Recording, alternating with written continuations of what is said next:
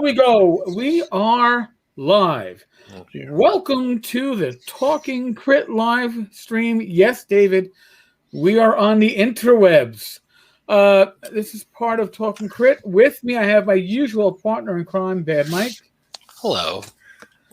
And with us, we have Thom Wilson. Thom is probably best known for multiple zines and zine size releases and Kickstarters that are not just on time but early. Thom, welcome. Hello, everyone. This is Tom's second visit to us too. By the way, he's our first repeat visitor to talk. I'm gonna get one of those jackets like on Saturday Night Live, right? It's beautiful. Yeah. Yeah, we're gonna see, we have to commission like a Talking Crit like hat and T-shirt, and we can we could wear it on a show. No. Ooh, anybody want to do that for free? We're all for payola. Yeah, we're all for payola plugola. If you pay, pay us. Plug you. No. Actually, no, I do have drive-through funds. I gave away enough at Christmas, right?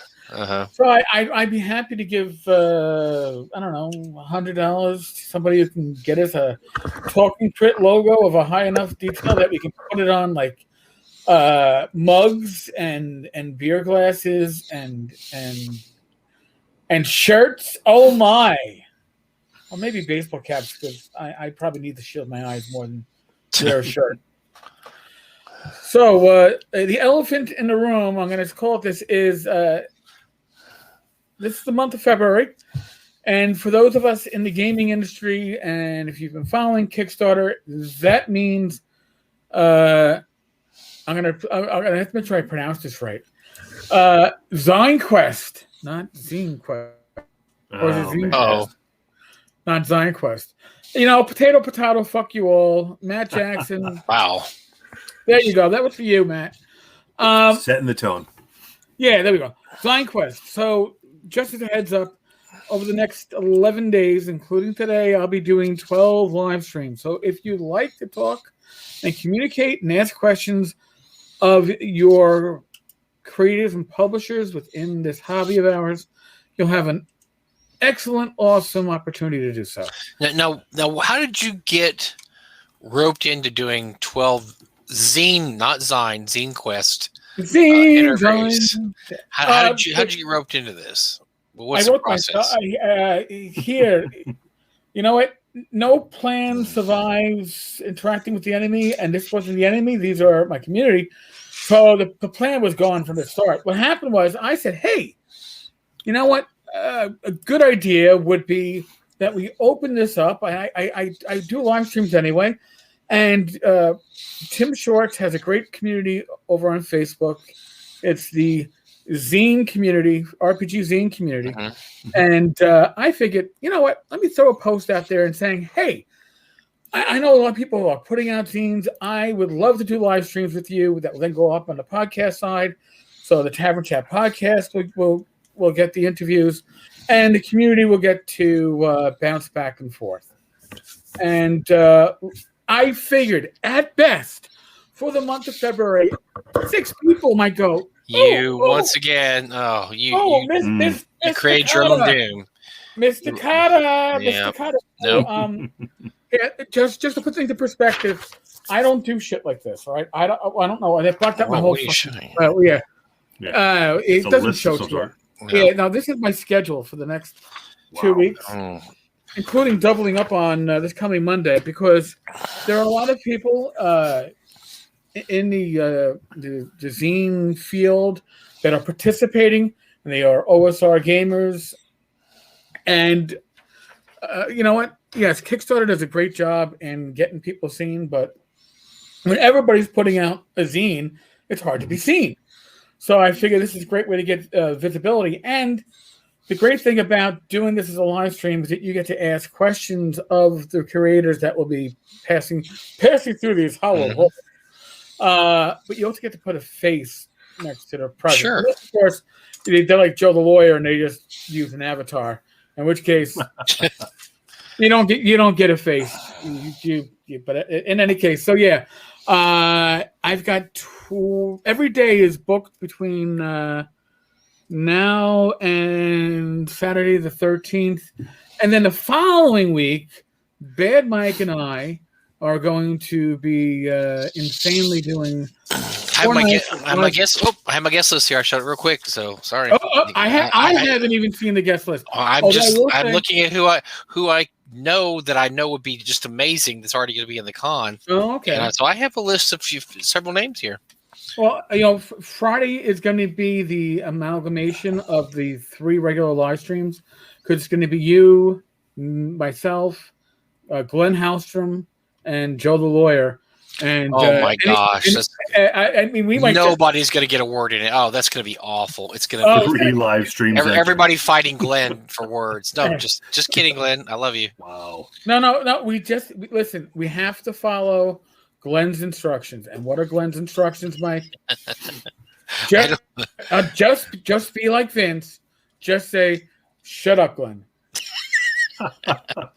By the way, I'd like to say real quick, say welcome to David, Shadzar, Epi, Michael Gross, and Kurt Gould.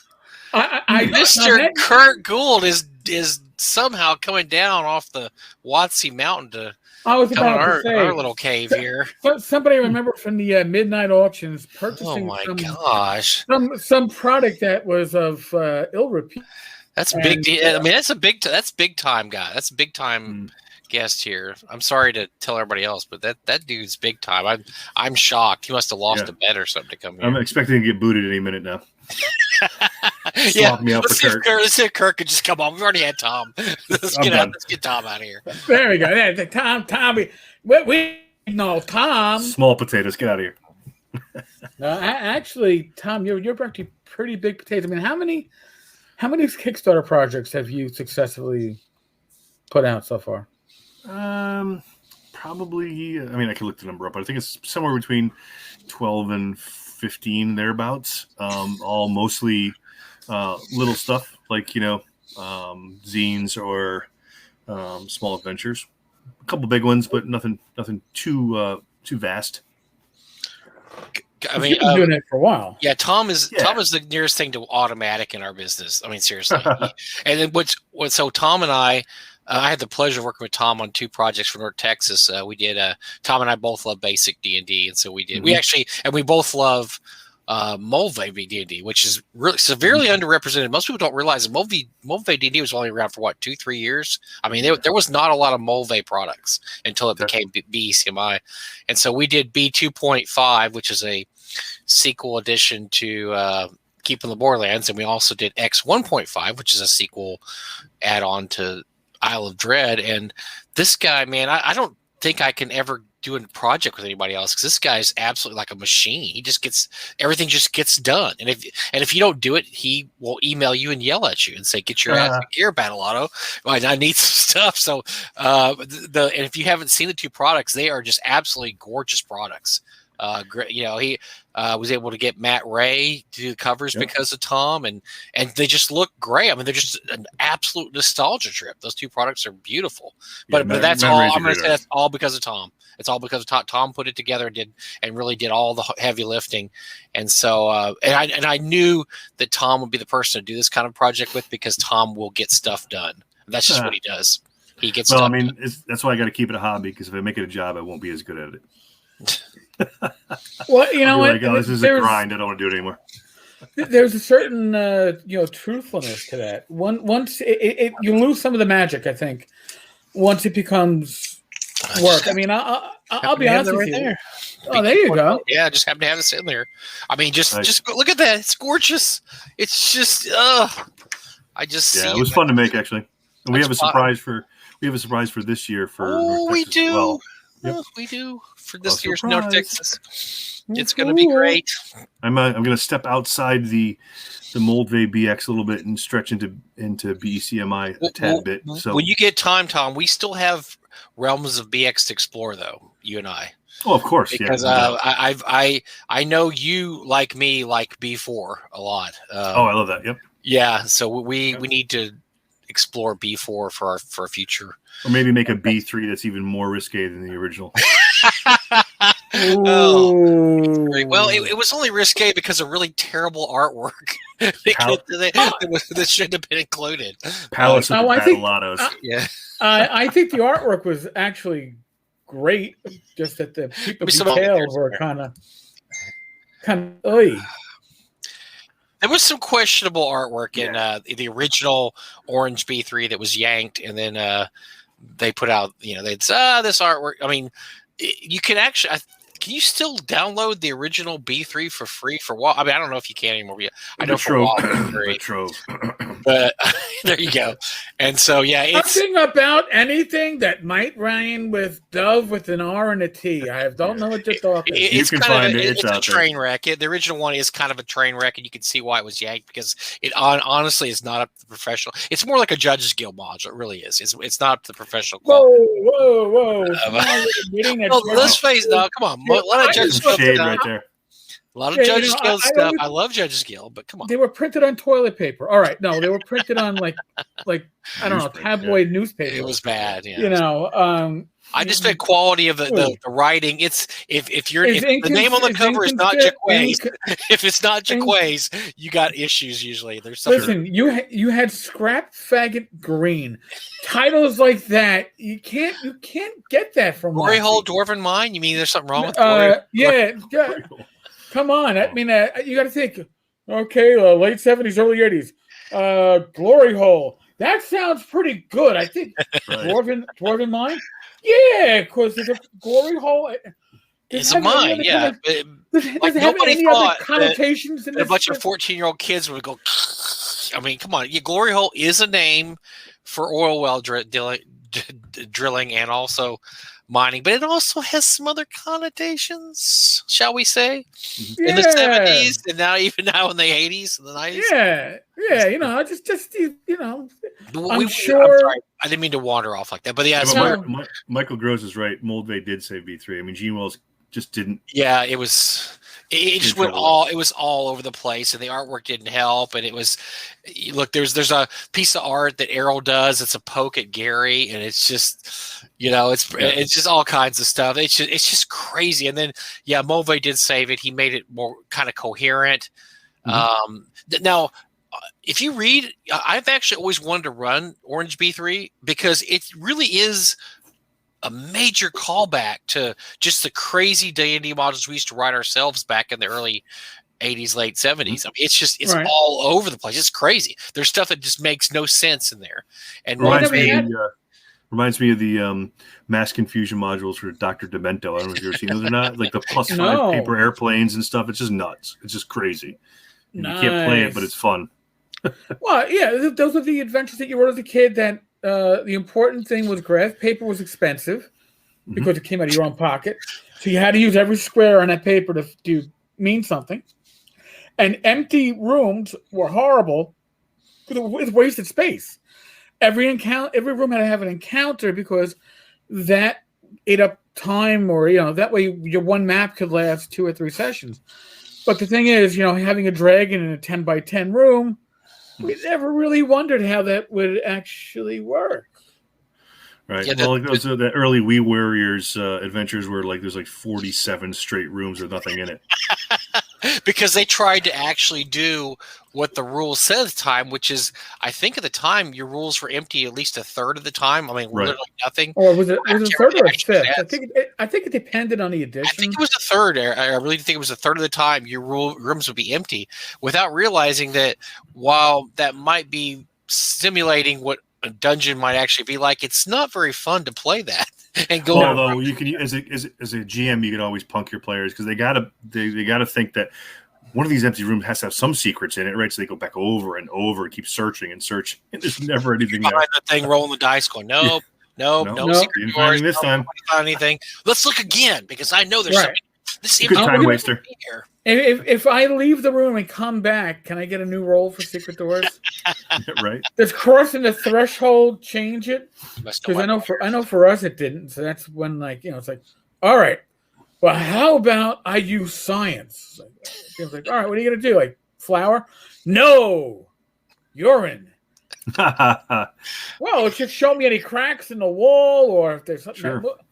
It worked once, and then after that, the DM's like, "Listen, you can't have a full bladder all the time." No. Yeah, I all over the dungeon. The dungeon's peed on all the whole dungeons. Well, you mark your territory, right? I kill the drag and let me pee on the wall. Anyway, Tom and I will have to. We will revisit our partnership in the future for a. Like I said, I would love to do a B 4.5 because I always think the Lost City is a great locale. Mm-hmm. And there's been a lot of fan-based stuff based on the Lost City. If you look online, you can find a ton of fan stuff because it's just such an evocative. For those who don't know, the classic module is you actually enter. It's a pyramid. You enter the pyramid and you go down. There's a lost city under the desert, and it's like a city. There's all kinds of little things here there, and there's an ancient civilization, very very Robert E. Howard, Clark Ashton Smith influenced, and then you explore this pyramid. There's all kinds of crazy stuff in this pyramid, undead and just nuts. Factions and Yep, but there's also but it gives you like the pyramid's basically one locale in this giant underground city. And says, okay, we're going to give you this, but you can do all kinds of other stuff with. I mean, there's tons of other stuff you can do. So, typical fashion of those old modules, there's like whole sections that say, "Hey, you can finish this part," and that's what we would. Oh, I remember. Yeah, it's like, huh? It's like, yeah, we don't. We want to save space, right? Well, Michael Gross points out, Mike, that it's basically 1 in 12 on a D20 empty room in a 1/8. That's 60%. Good Lord. Yeah. 55%, 56%. That's crazy. Yeah. Well, I mean, it seems realistic, but who plays that, right? Right. No, please. That's what oh gosh, what's his name had major problems with that when he tried to do his Dwemer mount. Oh, James Mal, yeah, and James Mal was trying to simulate an actual dungeon based on OD&D rules, and he posted some examples, and he got widely panned because he had quite a few rooms with 13,000 copper pieces and 2 giant rats and things like that. Because 2,000 coppers and 9 giant rats. Get the numbers right. Yeah. Now I added in the rat feces when I ran my play test because I was like, how do you have 9 rats, 2,000 copper pieces exactly? These rats must have spent all their time counting these copper pieces. So it's a room full of pieces. It's interesting, but yeah, oftentimes. Look! Things have changed in dungeon design. There's a whole theories about actual dungeon design now.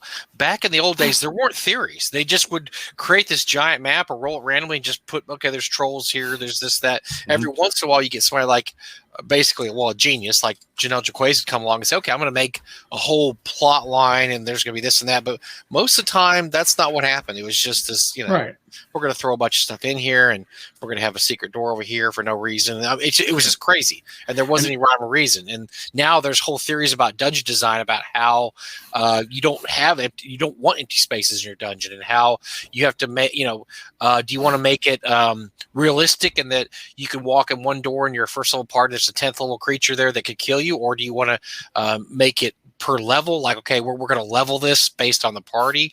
There's just all kinds of theories. Back then, there was no theories. It was just, you walk in a dungeon and one room might have a bunch of ghouls and you kill them, and then one room have giant rats, and the next room has a vampire. You're like, oh, you're supposed to run. That's the whole thing. You're supposed to run away because you can't kill the vampire. You're second level. Right. That's what I have with. That's one of my biggest problems with big, huge dungeons. What's the name I'm looking for? Mega dungeons. Yeah, mega dungeons. Because there's just so many rooms that what can you do? I mean, I love like the funhouse dungeons and stuff like that. They're all crazy, but after a while, it becomes just a grind through. Right. And that's why that's one of the reasons why I specialize in shorter stuff, because I feel like, give the players like 10 to 20 encounter areas of stuff to do and then call it a day and just completely shift to something different, because grinding through multiple layers of a mega dungeon, it starts to turn into like piano practice, just over and over, repetition. So I swing my sword, I loot the body. I swing my sword, I loot the body. And it is part of listen, I've had arguments with people over mega dungeons when I said Temple of Elemental Evil was my favorite mega dungeon. It's not big enough to be a mega dungeon. But you know what? It had factions. It had enough gameplay to carry you through multiple character levels. To me, that is a larger than session, single level dungeon. It was supposed to last for, I don't know, probably 10, 12 sessions of gameplay. Mm-hmm. That's mega. Maybe it's not mega. We still need to have our mega dungeon show because so you got me going now. So I will go back to my dish of mega dungeon. I don't know if it's real or not. And once again, just kind of like game design, there's a whole school of thought online about mega dungeon. What is it not? Is it I will tell. So I'll get. Here's the thing about mega dungeons. People say list mega dungeons. If you have to think about it, it's probably not a mega dungeon. When you list something, when I say mega dungeon, I say, okay, Undermountain, I don't know, world's largest dungeon. So and you start naming them all up. Yeah, right. Castle of the Mad Archmage. There should be an issue, but when you start to have to think about it, like Temple of Elemental Evil or even Caverns of Thracia, I think that's when you say that's not.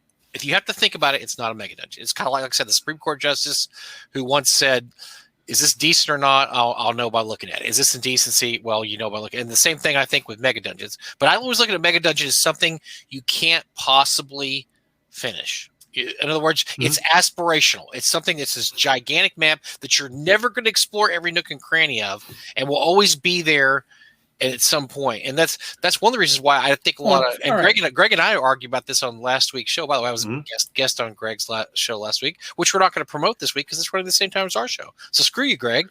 You need to pick another day. Screw you, Greg. We're going home. We talked about this. And so, because he maintains that Barrel Maze is a mega dungeon, I say it's not because it can possibly be mapped. It can easily be, it's all one level. It's not multiple levels. It's all one level. And you can map all of Barrel Maze. It's not that overly difficult. Whereas you can't map Undermountain. You can sit there and play. I don't care how long you play. There's 8 levels below the 4 or 5 they gave us in the box set. And the same thing with, some of the other bigger mega dungeons. They're aspirational. It's like, all right, anyway, that's Rappahannock. That's a mega dungeon. Definitely a mega dungeon. World's greatest dungeon. World's greatest dungeon, even though it's terrible, it's still a mega dungeon. It's 3.5. We don't talk about that. Yeah, it's great. It's just part of the title. It actually isn't a descriptor. Okay. It's just really big, but it's just really terrible too. Oh yeah, of course. Alrighty. So now, since we're gonna step away from that for a second, Thom, since this is Gamma Zine, I gotta stop myself to make sure I say this right. Since this is Gamma Zine number 3, which we've done 2 prior, correct? From counting right. Okay, I mean you could be like me and have your first issue. Your first issue was me premiere. So your first issue number 1 would be your second issue, and then it becomes retarded numbering. But that's just me. All right, so you've got 3 issues. What made you say, "Hey"? After doing Back to Basics, which I know you probably got a lot of fans out there for your back-to-back basic zine. That was hugely popular. What made you say, hey, I'm going to do Gamma World?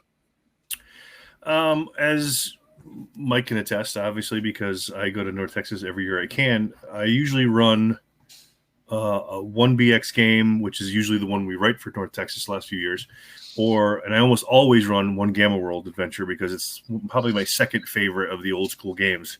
And it was interesting because at North Texas, I figured there'd be a lot more Gamma World, and there wasn't as much as I expected. So I kept writing more for it. And then because I found there's a lot of rabid fans for post-apocalyptic, I said, I want to do a little zine. And it did really, really well the first time. And then I said, I'm not going to do any more. It was one shot. It was fun. I liked it, but I'm not going to do it again. I'm too busy. And then the next ZineQuest came around last year, and I was like, I'll do a second one. And then this year, I was like, I'll do a third one. So what the heck? I get the most emails I get about all my work, and I've got, probably 50, 60 things out there, is when is Back to Basics coming back, and when's the next Gamma Zine? So obviously zines are a thing. As you can see from this year's ZineQuest, there's 500 zines or something. Jeez. I think I saw 444 or something the last time I checked, but there's not a lot in the post-apocalyptic space as it leans towards Gamma World. I mean, there's a lot of crazy, sci-fi variants and such, but Gamma Zine, or Gamma World rather, it's there's a hardcore following for that particular genre, that particular old school game, and I've had nothing but positive feedback in the last 2 issues. So when it came time this February to do another one, I had a lot of people just emailing me straight away saying, "Hey, you doing a third one?" I was like, "Well, if you're gonna ask me, yes. I will." If you're gonna twist my arm, because it's like it's like Mike's like, "You gonna write another thing for North Texas?" And I'm like, "Okay, you convinced me." I've already got it halfway done. Just in case you were gonna ask, I was already working. You know, challenging a creator to come up with something new is it's a waste of time. It's just gonna happen. So, but yeah, this one's gonna be bigger. The third one's gonna be bigger than the first two. Okay. I think we're gonna hit 48 pages instead of the 36 last time. I think it's gonna be bigger. I haven't laid it out yet. Still in editing right now, but it's got a lot more content. Instead of having I do a short story based on the first cover, and and I wrote chapter 3, and then I wrote chapter 4, and then I wrote chapter 5. So I was like, I'm gonna throw all 3 chapters into this one too. So it's bigger, and it's really, and it follows a better theme this time. I think I had a little more time to prepare. Last time I slammed it together.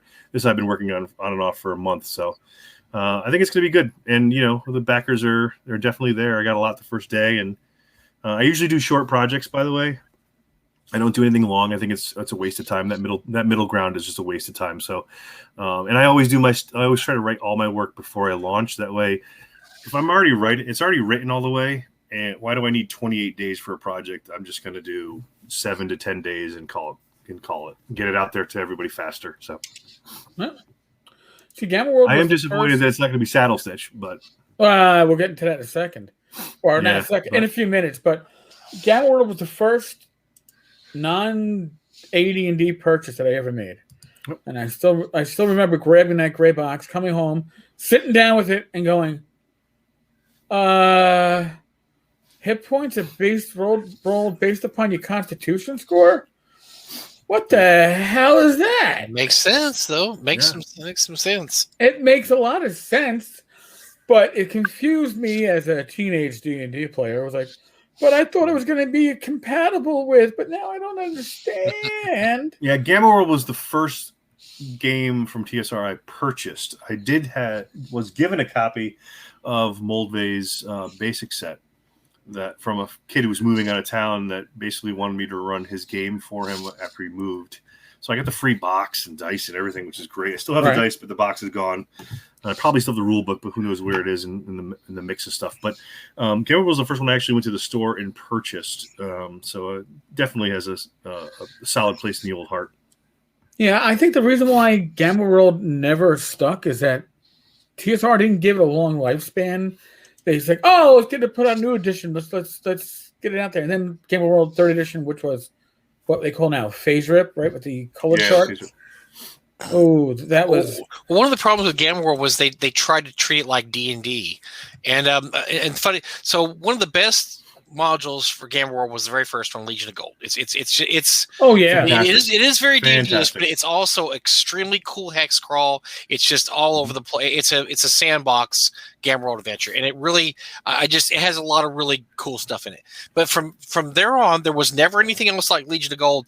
They tried to D&D-ize Gamma World modules, and they would try to, okay, here's a monster, here's a treasure, and they would basically just say, okay, well, instead of Gamma World, this is Gamma World. That's not how Gamma World should be. That I really like Tom's Gamma World stuff because I think he breaks out of that mold. He doesn't make it a D&D. It's first edition. It's 1E Gamma World. I don't touch anything else but that. Good deal. Except the difference between my stuff in Gamma World 1E is I put the deck scores in. You're risque, so you are risque. Well, the biggest rip on the first edition is if you look at the Game World rulebook, there's no deck scores, but they talk about decks being the way you solve initiative, right? Right. And so it's like, how do I know if this monster's faster than these characters if there's no deck scores? Well, oops. Roll yourself, damn it. Yeah, so Tom's stuff is really very faithful to the original D&D because I believe that Legion of Gold might be the only module written for first edition Gamma World, or maybe the second one is too. I can't remember. No, that's I think the first Fargo, one might be, right? The Fargo. Yeah, Fargo. Yeah, is that first or second? Famine at Fargo. No, that came out for first. Okay, so that I think those are the only two though. I don't think past there was any first edition Gamma World modules. Yeah, I think everything else goes second, third, really quickly through second. And that's really the best stuff. And so, one of the problems they run into is they they really make it into a D&D type adventure when they should have followed the Legion of Gold example and said, look, this is about exploring because look at the source material for Gamma World. A lot of the source material is a lone adventure in a ruined landscape, and just crossing territory and fighting monsters, and that's what Gamma World should really be about. It shouldn't be necessarily forming a base, and it's the ultimate in just sandbox crawl. Right. It should be basically a huge sandbox crawl, because that's what the whole source material is about. I mean, Starman and oh gosh, I can't remember some of the other stuff that there was a Gamma World. What was the Norton wrote some really cool Gamma World-y stuff. Although some of the Eastland stuff is fantastic, though, in the later versions of Gamma World. They're really, really well designed and built. So there's you can obviously you can take those and you can sort of retroactively make them work for 1E. It's a little bit of work, but there's some good material there. Also, the other thing that people forget about is the adventure that came with the Gamma World First Edition screen, the Starport one. It's actually that's a great adventure. Yeah, it's pretty good actually, and it's a good little short one that you can just throw in there and have some fun with. So especially if you like zombies, it's basically a futuristic zombie adventure, because you find a starport, you accidentally crawl on top get inside, and you rocket up to the moon. It's a place to go. So the next thing you know, you're or not the moon, but you're on a space station. Yep. Right. Yep. And unfortunately, everybody at the space station has been zombified. They're like this some kind of mutants. It's a good time. And you got to fight your way out of there and try to get back off and get back down to the Earth. And so it's a great concept. That is a really good module. Yeah. Hey, I don't know the answer to this. I'm just going to ask the question. Yeah. What year did Expedition to Barrier Peaks come out, and did it come out anywhere near the first edition of Gamma World? 1980 or 1980. It came out in 1980. And I know this just because I listed one for sale recently, so it's 1980. Because actually that adventure has a lot of Gamma World feel. It does. It very much. That's why it's such a classic adventure too, though. It was obviously. Well, if you read some of the history of B3, yes, very much inspired by Jim Ward, but Gary also says it has a lot to do with some of the Appendix Ends type stuff, especially Andre Norton, or because you can see what was it the high. Oh gosh, that Poul Anderson novel. I mean, you can see a lot of the Appendix N people kind of had a lot to do with B3, or I'm sorry, B3, S3, S3, yeah. But that is a great adventure. It's unlike anything else. That's why it's such a classic. It's really unlike anything else. And then that's when TSR was really good. And then that might be one of the problems now with a lot of the written adventures is when they would try to do something like that was just so off the beat. It's so different, Yeah. That's why a lot of people like the Slave Lords series too, because it's so different. The Slave Lords probably retains more of its tournament roots than any other tournament module they eventually turned into a regular module, because it requires you to be captured. And so the last adventure, you can make your way out of the Slave Lords. Volcano's about to erupt, and you're in a loincloth, and you got a bone knife, and you're trying to get the hell out of there. But that's what's so great about Expedition of the Barrier Peaks, because it's bringing sci-fi for the first time ever into the D&D world. And so your character's got a great sword. He's also got a laser rifle and my first group that I ran that for, they're like, we're gods now. We have laser pistols, and then they like quickly run out of ammo. And they're like, oh crap! There's no way to get ammo. Sorry. Where am I going to get more of this? I need a wish spell to recharge this. Damn it. Ooh. I think one of my characters did eventually do that. I think I gave it to him because I figured if you're going to waste a wish on that, and I think his wish was, I hope this laser rifle never runs out of ammo. Now, of course, that doesn't mean it wouldn't break. It could still break. Right. It would never run out of ammo. So I reminded him of that. So he was very judicious in using it. He did not pull it out all the time because he knew I wanted to break it so bad as a DM. So he would just pull it out when he had he had to have that laser gun, that laser pistol. Those damn Gamma World flowcharts. I mean, I had Gamma World, and then I got to high school, and I'm in a high school science class. I'm like, I recognize this shit. Holy crap! That's why I made. Oh my god! There you go. They're so classic. I made simple ones for Gamazine. You roll. Oh, you blew your thumb off. Those are great. I love those. Oh, critical failure. This is good. Yeah. I like the little skulls in the flowcharts. Like, oh yeah, you're dead. Who else is okay? So who's around? It got so bad that you'd be willing to roll the roll chart. But it's like, okay, we leave the room because the first thing you'd be rolling like, okay, now who's close to Rob's character? I'm not. Everybody's running because they're like, oh, the gun goes off and goes to the magic user's eyeball. That's also there. So yeah, everybody like you do the flow chart in a room all by yourself. We're not in there with you. And especially you go to like chart C, which is on page 31, which is the biggest chart. It's like I literally I think spent 1 hour one time trying to like figure out an artifact. You just never know. It's like gambling. It's like gambling. It was a sub game within the game to a large extent. Yeah, it is a great little addition. I mean, that's what's so cool about Gamma World is that it is. Especially the original Gamma World. Now, one of the problems with a lot of games TSR came out with is they try to D&Dify because D&D was their big money maker. But first edition Gamma World, no, that's its own game. Just like Metamorphosis Alpha is kind of its own game. It's not trying to be D&D. Now, as time goes on, everything kind of tries to be D&D, unfortunately. Right. Well, even I still remember the DMG because that's where I found out about Gamma World and Boot Hill. And Metamorphosis Alpha, which I never found. I was like, "What?" It's around here somewhere. Yeah. We don't know. It's like I can merge games. I can play. That sounds so cool. Boot Hill. I got Boot Hill, and I was like, "This doesn't work." Wait, we're dead. We're dead after our first gunfight. The whole party. Like, everybody's dead. I mean, honest to God, realistic, but not intended to be realistic. Therefore. It's an RPG. Boot Hill's an RPG that's really not intended to be a campaign RPG. It's basically it's a one shot but you play it sort of kind of as an RPG. But yeah, because gunfights are extremely dangerous. No, if we want to talk about TSR unplayable, it's Conan and Indiana Jones. God! Nice to own. Don't ever touch them. They're just not fun. I never owned the Indiana Jones. Was Conan. So Shadstar says, I get tired. Mike, I get tired of so many people saying Gamma World is D&D. No, it's another game. Here's my favorite. My favorite was when Top Secret came out.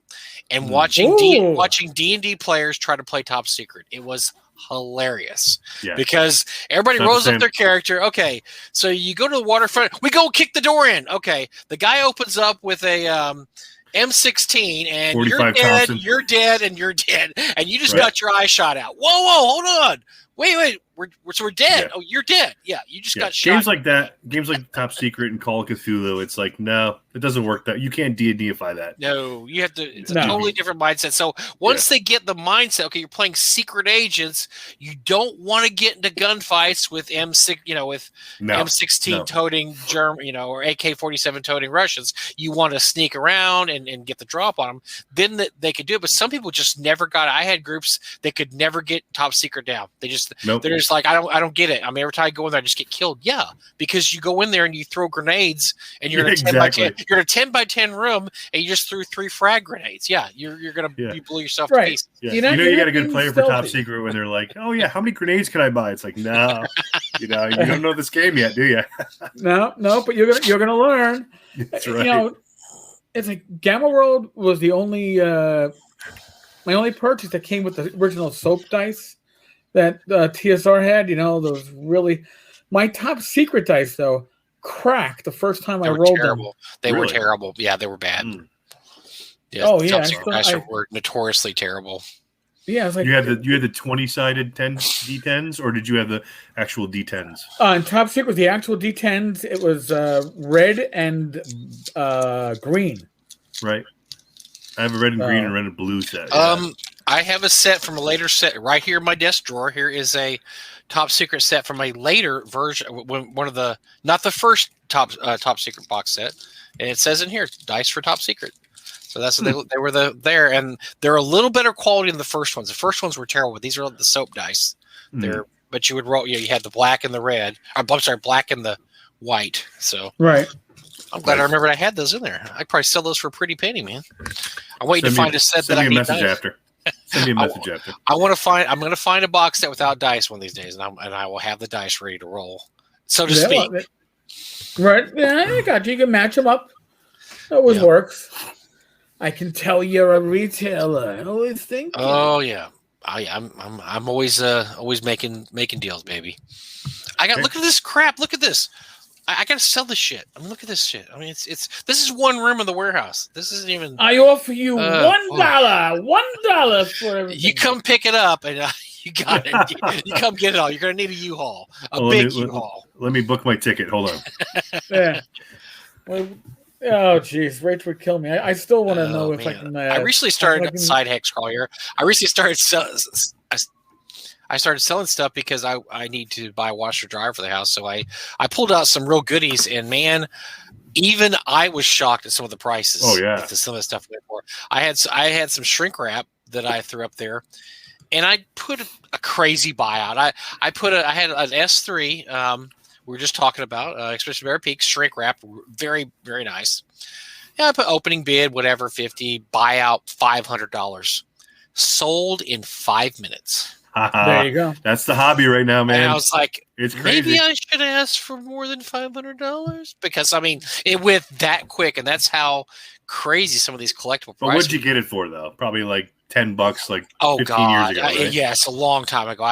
You made your money on that one. Oh, I've been sitting on that forever and ever. Back when shrink wrap, or you know what I probably did, Tom, was I probably spent $30 on it. And thought I overpaid. You know, probably 10 years or 20 years ago. I said, man, I'm really overpaying for this. But right now, you can sell pretty much whatever you got for top dollar. It's still. I figured it would plateau, but it's still climbing. Especially shrink wrap, still climbing. Shrink wrap is crazy, which is to me. I got rid of all my. I thought I got rid of all my shrink wrap a while back because I started realizing I'm never going to take it out of the shrink wrap. I mean, that's crazy to take out of the shrink wrap, but and it would always go for, you know, probably more than it's worth, but you just kind of look at it. It's just something nice to look at and kind of cool to look at. But I like modules you can open up and look, you know, read through and, you know, buy two copies. I know that's what I did. Well, so when I was my throes of my major collector days in the 90s, I had 3 copies of everything. I had a shrink wrap copy. This is everything TSR published. I had a shrink wrap copy. I had a play copy, and I had a pretty nice copy that was open, not shrink wrap. Now I had 3 of everything TSR that was published up to about 95, 96 until I started realizing I didn't need 3 of everything because, you know, especially when the odds came and they started the PDF started coming out, and that's when I said, you know what, I can just get a PDF of this, and I don't need 3 copies. But yeah, that was that. And I know collectors that are just exactly like that. They've got to have not only our pal Alex Kamer. He has shrink wrap copies of everything, but he gets other shrink wrap copies because this shrink wrap copy might be nicer than the last shrink wrap copy. So he has multiple shrink wrap copies of, say, like S1 or T1 or something. It's crazy. If you go see his game hole, it's just, you know, okay, how many copies you have of T1? It's like 8 copies, but they're all a little different, you know. You know, the different printings, or this one looks a little nicer. This one maybe has a little torn corner on it. So yeah, collecting is a big business, and our hobby is going. It's because look, we're pretty much the first wave of really collectors where we could really buy this stuff cheap. You can't get this stuff cheap anymore anywhere, and we you know, we all have stories. I mean, our generation about, you know, walking into a bookstore and finding a bunch of shrink wrap stuff cheap, or just finding a bunch of DD stuff cheap. And I talk to, you know, I call them kids now, but guys in their 30s and 20s, they've never had that experience. They just they've never been able to walk into half price books or get online and buy you know, I used to buy lots. Like when eBay first started, you buy a lot. It would be like, you know, 100 D&D items, and you'd bid like, I don't know, $200, and you win them all. They throw them all in a box and send them to you, and you dig through them, and, oh yeah, I don't have this, or I have this, and you know, and you just can't do that anymore. Lots don't sell for $100 or $200. Didn't Barsh? Maybe I'm speaking out of school here, but didn't Barsh come across an Orange B3 in like a comic book shop for like a couple bucks? Didn't he come? Probably did. I remember seeing a picture one time from him, and he just like pulled it out of a comic book box, and there's a Orange B3. Okay. I had one of my best finds was a antique store in Missouri where I got a $50 white box, and this is back, and that was pretty pricey. This is like in the 90s, so I mean that wasn't too crazy back then. $50 was about what they would go for. $50 to $100 was about what white boxes would go for. Right. And I remember just thinking it was like, you know, on a shelf in an antique store. And of course now I'm glad I bought it. It was actually it's a beautiful copy. It's really, really pretty copy. But yeah, you'd always find stuff like that. They're just those kind of finds just don't exist anymore. I mean, if you do, it's just crazy because that stuff. Everybody, once eBay came around, everybody realized that older things are worth money, and they just don't get rid of things cheap anymore. So let me hit Michael's question here. So, any chance of a ShireCon 2021? I really hope so. I really hope so. We're still on track to be able to have it this year. It's September. Hopefully we have a good percentage of vaccination happening. Maybe we'll be lucky and things will start to drift in the right direction. I can't say for certain, but I'm planning for it. It's September. I'm planning for it. I got a bunch of stuff from last year ready to roll. I'm hoping that I think you got a good chance. I really do. Because September's a good time for that. I think we got a good chance. Right. I think you got a good chance. You're going to have another 6-7 months of vaccinations. So, and the ones you really worry about, obviously, are the older guys, and they're kind of at the front of the line to get shots. So, you're hoping that your more vulnerable members are covered by them. But we're going to have North Texas, and that's in June, which is only 3 or 4 months, but we're already seeing some very encouraging signs of. I've talked to a bunch of Steve Marsh has already said he's going to be at North Texas. Well, he and his wife have been vaccinated. They've already had their vaccination. I'll be vaccinated as well, and I plan on being there. So we'll see. Well, so hopefully for ShireCon we're looking good. Hopefully. For me, North Texas is if I get vaccinated by then, we'll be there. If not, I'll be there in spirit. But that doesn't count, Derek. Sorry, if you're there in spirit, you're not here. So screw you. And there's less of me. It's like, well, hey, Doug and I haven't got our shots yet either, but we're on the list. So they keep telling us 3 to 4 weeks. So we're hoping we'll be. The funny thing is, the group I play D&D with, we're actually meeting this Saturday, and everybody in the group of me has had their shot. One guy works in a hospital.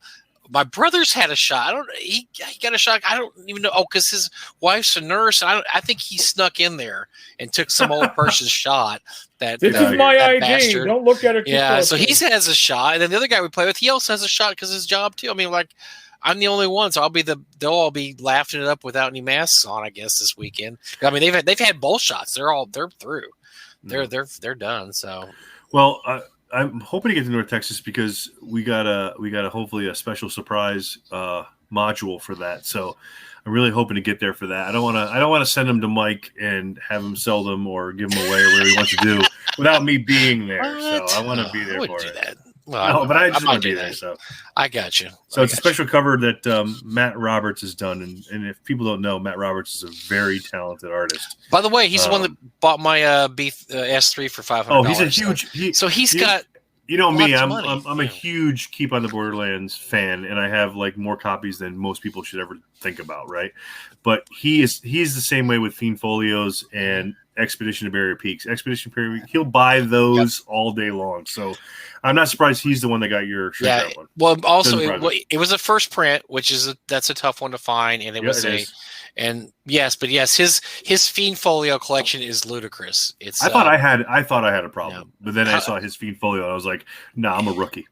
So for those who don't know, that's like his favorite book ever, Fiend Folio, and I want to say I know he has over 100 copies. I don't know exactly how many. You're way short. You're way short. He's got over 100 copies for no reason, because you can only he was a reseller like you, right? So he would get lots way back in the day. Like we're talking like bulletin board kind of stuff, right? So he would buy lots and accumulate them. And back then, nobody wanted to buy that book. Right. For some reason, everyone hates Fiend Folio. I think it's great, but some people hate it, right? So he couldn't sell them, so he started amassing them to a point where it became like, well, just add another one to the pile.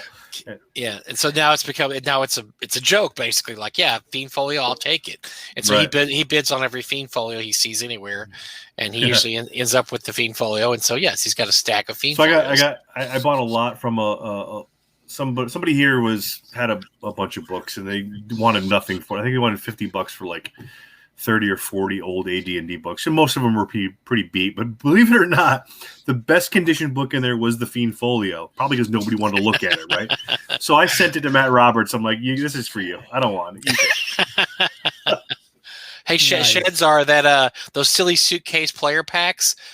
they're worth a pretty penny now. You could get at least $100 for those, if not more. If they're unopened, $150. Yeah, and the reason is because collecting, for those of us who know collecting, it's really weird. You would think the most popular things out there are worth the most. That's not necessarily true, because the most popular things are the easiest to find. Sometimes what you look for are those things like those stupid player suitcases that came out. So we talk about there's these little plastic suitcases like about this big, and I don't know what that would be the most embarrassing thing to walk in a. Yes, I remember that. Walk in your game session with those.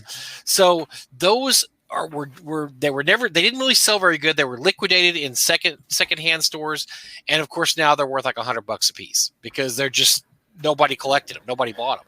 And it took me a while. Those I actually have all of them in shrink wrap, and it took me a long time to get that because they were just and that's the dichotomy of collecting is sometimes things that are really crappy will be worth a lot. And that's ST1. I mean that's the legend behind ST1. That one hurts me. Yeah, because that was a giveaway at a convention, not a convention, garden fair in London. And it was so terrible, everybody threw theirs in the trash on the way back out. And so that's why there's so very few of those, and they're worth thousands of dollars a piece because it was so bad that nobody kept it. They just tossed them because they were so terrible. And what's really interesting is that the collecting hobby has gone so far off the rails that books that were printed just a few years ago are selling crazy. For example, Fantasy Flight printed these 4 books, End of the World books, right? And they all were standalone books. You could play each one separately. One was like Wrath of the Gods and Revolt of the Machines and Zombie Apocalypse and Alien Invasion, right? Those 4, right? And they're just like hardcover books, maybe 200 pages, and standalone end of the world scenarios, etc. Right? Just nothing special, but just cool books. They're selling for like $150, $200 a piece, a couple of them, and they just printed like 3 years ago. It's crazy. Why?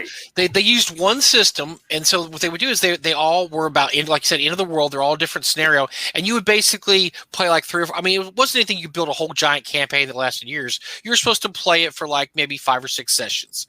And so I guess it just never caught on. People were just like, that was kind of cool, and nobody really ever bought them. So that must be it. Nobody bought them, and so there probably wasn't a lot printed. And I know exactly the ones you're talking about. It's crazy how much they are now. I bought them for like $10 a piece off of a guy way back when, just because I'm obviously a post-apocalyptic fan, right? So I love that genre. So I bought them as interesting source material to pull from, put them on the shelf, never looked at them again. And then I saw on eBay they were selling for 100. Some of them are like 2 of them are $40-$50 and the other 2 are 150. And I'm like, what? You need to reprint those. Yeah, they should. Although I seem to remember reading them, they weren't that great. They were okay. They were just whatever. But they're useful. But it's not always the best stuff that becomes the most collectible and worth the most. It really.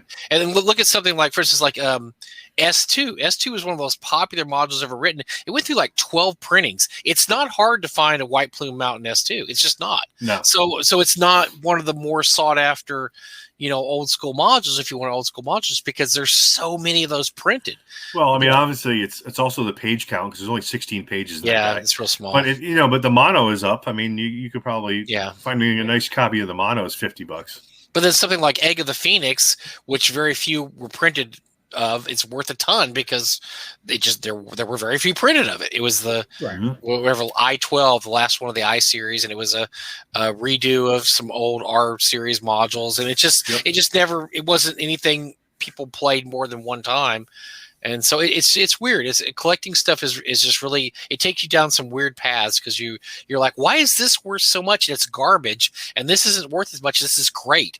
It doesn't have anything to do with great or garbage. No, it has a lot to do with how easy it is to find. And obviously, with the hobby, the games started right in the 80s when we were like buying books, to play and run our games on Saturday, Sundays, or whatever.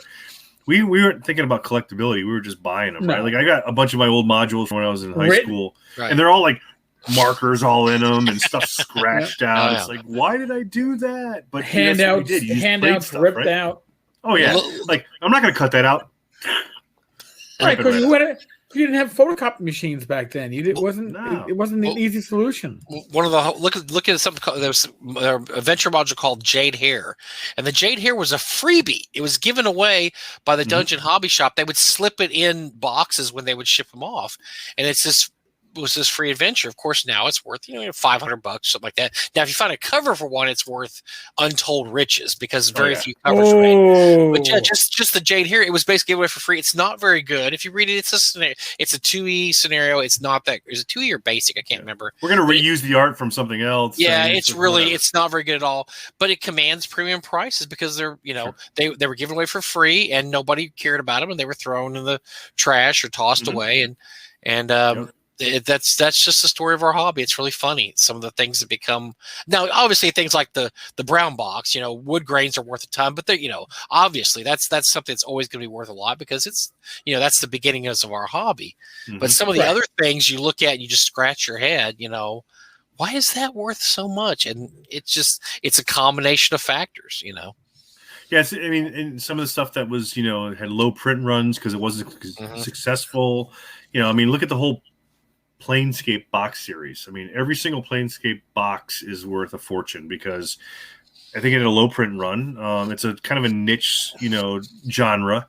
And I don't know if you've ever tried to play it. Like, let's go play Sigil in 1,000 million whatever doors. It's like, no, you can't play that game, right? But if you want to buy a Planescape box, you're paying a fortune right now because they're just insanely expensive. So. It was very popular and Planescape was pretty niche, but you're right. It was very low print. A lot of the things in second edition D&D. Now, I mean, Birthright was kind of in the same wheelhouse. Birthright's worth nothing because nobody ever played Nobody cared about Birthright. Starting off as a king and having all this like armies and stuff, but it's a certain kind of player. It's the same kind of period. There was probably low print run, but nobody likes it yet. Planescape came out at the same time. Everybody's Planescape just nutty prices because everybody just plus a lot of Planescape also benefit from the Torment computer game, which is real popular in the 90s too. That really gave it a lot of cachet. Sure. I'm sorry. We're boring Eric over here. He's like, well, what are these two geeks talking about? No. Here's the thing. Remember, I'm the asshole collector when it's like, oh, Empire of the Pearl Throne in shrink, and I get it home and I get it in the mail and I rip the shrink off it. Oh, or God, the was it the 25th anniversary collector's box with the all the reprints in it in shrink. Got it?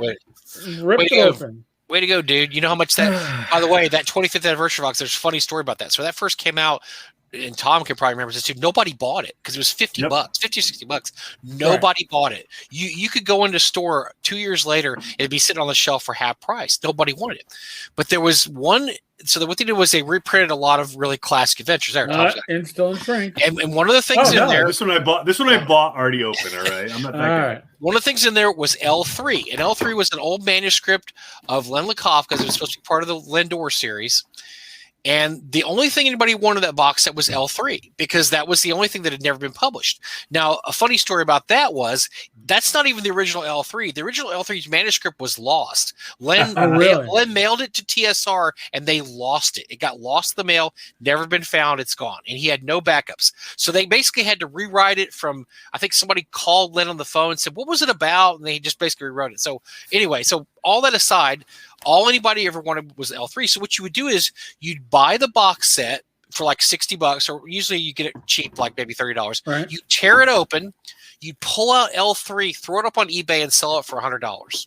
Yep. And so to this day, so there was, I think, was it 3,000 or 5,000 of those printed, Tom? It was like 3,000, I think, were printed. Of the I'm trying to read I think it says it right on the side, doesn't it? Yeah. So probably at least half, if not more, of those were torn open to get the L3 and to sell it. So wow. So, I think it was 3,000, 3,000 or 5,000. You're right. And then some of them actually have a signed easily print in there too. I think 1,000 of them have a signed easily print. And those you can't. And usually on the end of the box it says this one has a signed easily print inside. Anyway, the end result of it is a shrink wrapped copy now is worth about $500-$600. because Damn. there's so few shrink wrap copies. There was so many were torn apart to get at the individual pieces of it, to get the tasty meat of the L3 inside and to resell that. And I myself, I probably torn open and sold 20 copies over my time, because you make all your money back. You could buy the box set for $100, tear it open, sell the L3 for $100, and then you could the other ones you give away or sell for profit. So because of this, the shrink wrapped 25th anniversary set is worth $500 to $600. Look on eBay. It's I remember crazy. that came out. What was it, 99 that came out? Uh-huh. I remember that came out, and I remember walking by them on the clearance rack in a comic book store in Manhattan. And plus, it was one of the last second edition, like Kurt Gould had mentioned here. A lot of 2E stuff's getting worth more too, because the print runs towards the end of the run, 2E stuff had very low print runs. Well, 99 is the last year of 2E, so a lot of that stuff had really minuscule print runs, and that's and there was only, I think, 3,000 copies of that. So that's a case of just kind of a funny little thing that it wasn't worth a lot at first, and you could buy them cheap. I mean, I used to buy them. I remember going into bookstores and game stores in the early aughts, and you'd see them on the shelf for half price. They just want to get rid of them because they're big. They take up a lot of space, and they would put, mark down to $20 or $30. And you go, I'll buy that for the L3. So speaking of the clearance rack for stuff that didn't sell well, how about those 20th century mini prints? I'd like to go back in time and get those boys. Hold on. They threw those away, and I'm like, they're like $100 a piece, those little books, man. I have one right here. I'll pull it out and show you what it looks like. Well, which one is it? I'll buy it. The box for World of Greyhawk. Yeah. So they had the books, but they also had the box sets, and the box sets. So these were printed by an Italian company. Oh and my they god! Printed a lot of first 20th edition century stuff, games, tiny. And if you look at it, you open it up. It's all the original. It's just basically there's a process where they can shrink it down. These are these mini books. And now here, this will blow your mind. You want to see here's the Darlene maps. Look at this. They're awesome. Wow. Anyway, as Tom says, they came out with a whole bunch of these, probably every first edition box set and a bunch of first edition books, and nobody wanted to buy them. They're like, because they were like, I don't know where they. Yeah, how much were they talking about? $20 each, $15 each. They're like $10, $15. Yeah, and nobody wanted to buy them, and they don't fit on shelves very good. Right. They're just how do you market these? And so you would find them for years later. You go into bookstores and they'd be marked down to like $10 nice. Just get rid of them. Well, once again, the law of averages, these are worth a bundle now. Those are worth a ton now because nobody wanted them. Nobody wanted them back then, and they just kind of sat forever, and you could buy them cheap. But now people are like, hey, I want to look for those. They're hard to find on eBay because it's hard to write a description about what they are. I mean, are they box set? Because it's really hard to do a search engine on them. You have to put like mini set or mini box set. It never comes up right. But here's the cheapest one because you can buy this or the full size one for like $5. But they're great. I mean, because when you finally get one or two, you're like, these are so cool because they are cool. World Greyhawk. They have the basic sets. They have all the books. They have Fiend Folio, the Monster Man. They're all tiny. Well, the thing is, it would have been cool was instead of doing the orange spine as reprints, do the original ones as reprints. That would have been the jam, honestly. Yeah. But that's one of those cases, something that you could find. I remember after my wife and I were married, we went to a bookstore in a small town in Texas, and there was a whole bunch of those on the shelf for like $5. I'm like scooping them all up. I'll take them all. Like, I remember passing by. They've been sitting on our shelves for years. I'm like, I remember passing by them at a game store in Connecticut and going, "Who would want that garbage?" I walked away. I'm like, "Oh, I'm sure that was me at the Complete Strategist back in the day. So I saw them on. They have a set. I can't even read it. How am I going to read this? They have a set of all the Dragonlance adventure. It's in a box, and all the Dragonlance adventures, mini sized. Look, Tom's going to go up and get it. I knew it. See, look at this guy. Anyway, he's got it. So that thing, just for laughs, go look that up on eBay. The set of those shrink wrap. There's two of them, right? Volume 1, Volume 2. Volume 1, Volume 2. That's all the Dragonlance DL1 through DL16, I believe. And they're all in there. Yeah, go look that up on eBay. And those the same way. You couldn't sell those for nothing. Nobody wanted to buy a little tiny mini adventure D&D module. I didn't want. Listen, there's a reason why. But again, part of it when it comes to the D&D stuff is that to collect D&D or AD&D adventures and books, get a complete collection it's a huge collection to make, and your competition is huge. And that's part of the reason why I collected Tunnels and Trolls. Because I was able to get first prints of the solos. I have Ken St. Andre's personal copy of the second edition of the rules. I've got the orange box set from England, which is hard to find. I've got the gold, the black and gold box set. I've got so many different versions of 5th edition. I like it because, again, it's. Well, you don't have the competition, right? You have the competition. Well, the prices of the orange box sets are expensive as fucking shit because they don't. The corners bust real easy. It's these slightly. They're not a full size box, and the cardboard box just has those reinforced cardboard tabs, like masking tape holding the corners together. They fucking bust open real easy, but it's an easier it's a finite collection. Mm-hmm. D&D is nigh infinite compared to it, and right.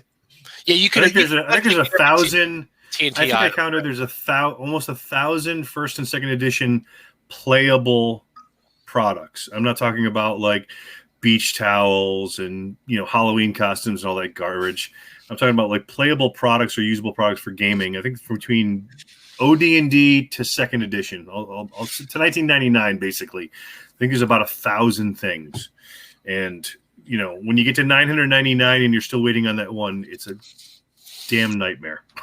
Oh, I'm sure. What are you holding up there, Mike? Only in the warehouse where you find first print S1 just laying on my table over here. Nice. Hey, by the way, I will say, anybody, if you go to if you end up in North Texas, if you want to come by the warehouse, just let me know, and I will share all these wonderful things with anybody because I'm not like Bill Meinhardt, whereas he has this giant collection with the armed guards and stuff. But he'll let you come in and see it. I'm the same way. If you want to come by, hey, this is for everybody. This isn't just for me. So come on in. What's the Maker's Mark entry fee again? At least one bottle. There you go. Giant bottle, you might get a reach around too. So, ooh, nice bonus. Hey, that was Eric. For the reach around. Yes. The Tunnels and Trolls question for you: is that a game that came up with the mechanic of the opposing D6 die rolls and the damage is the difference? Both sides, yes.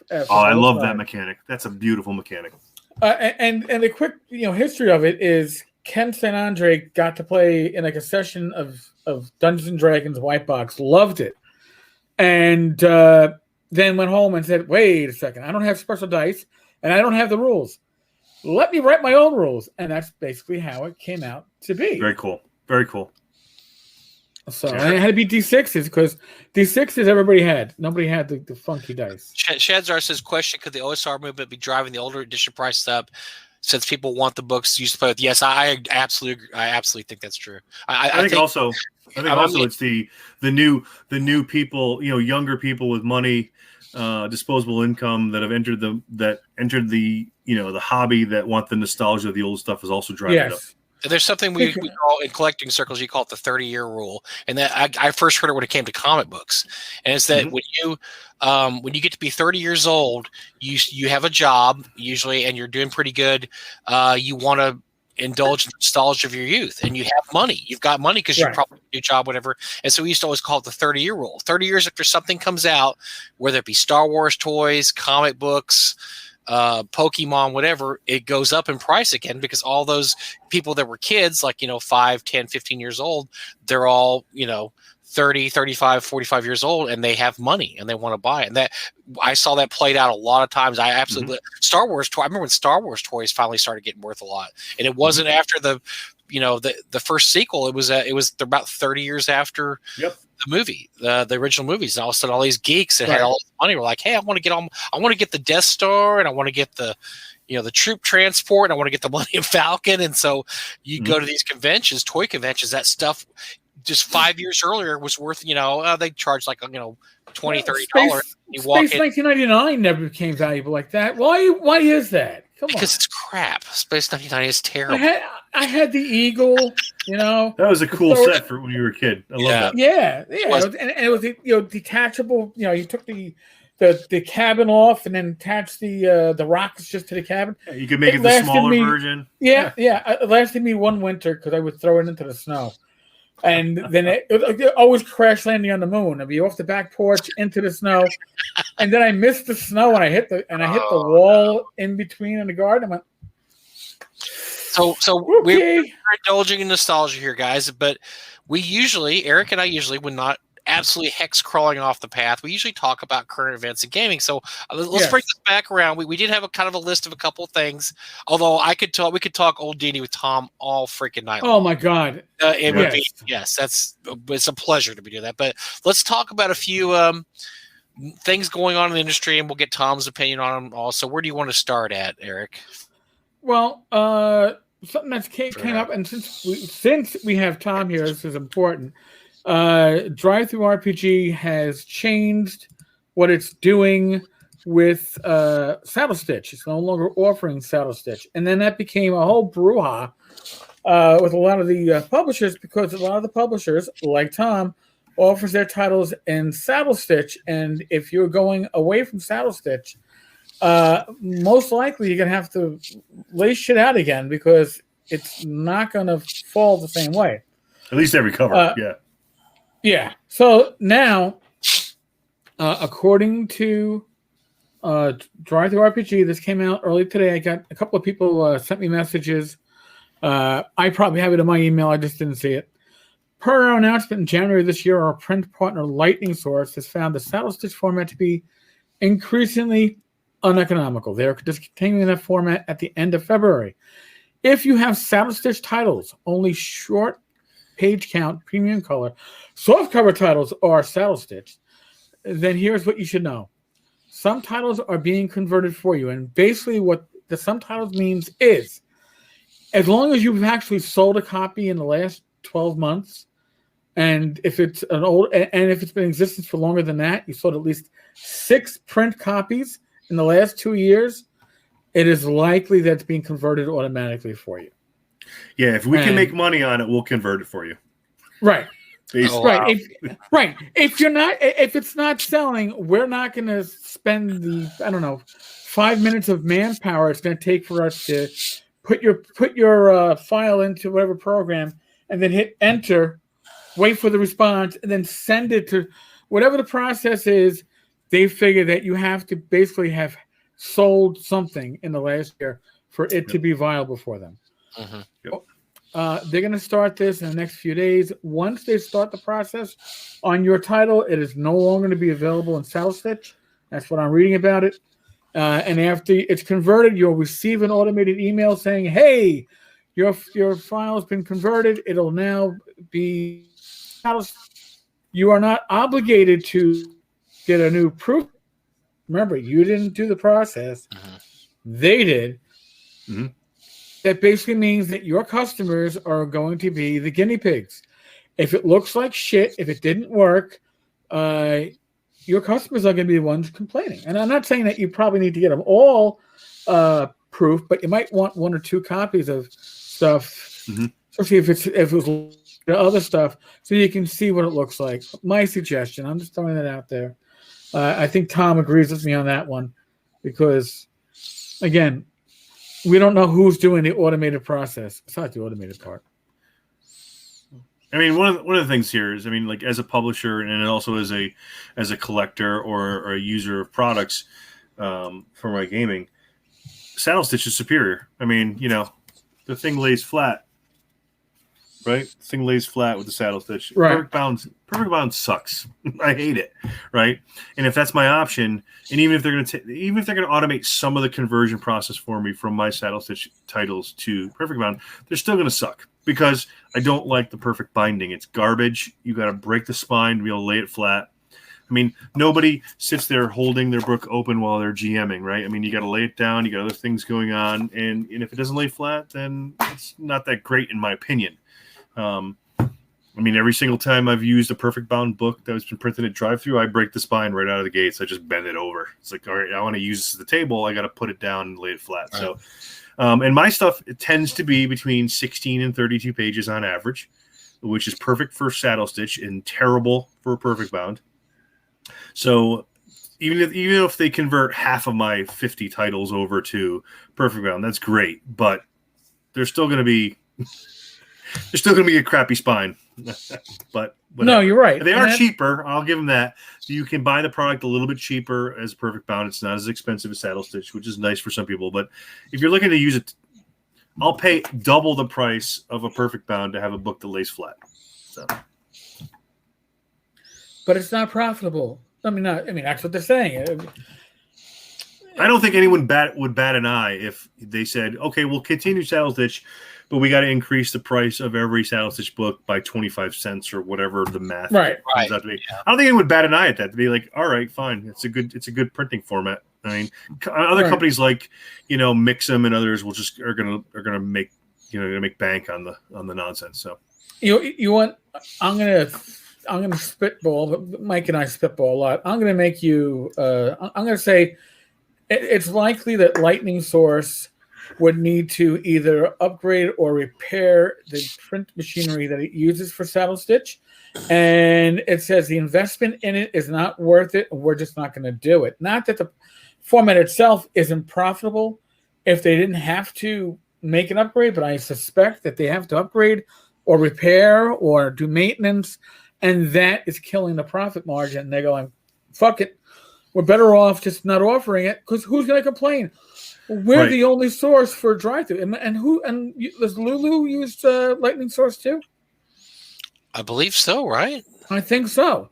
Yeah, so, I don't know that, but that'd be interesting. Yeah.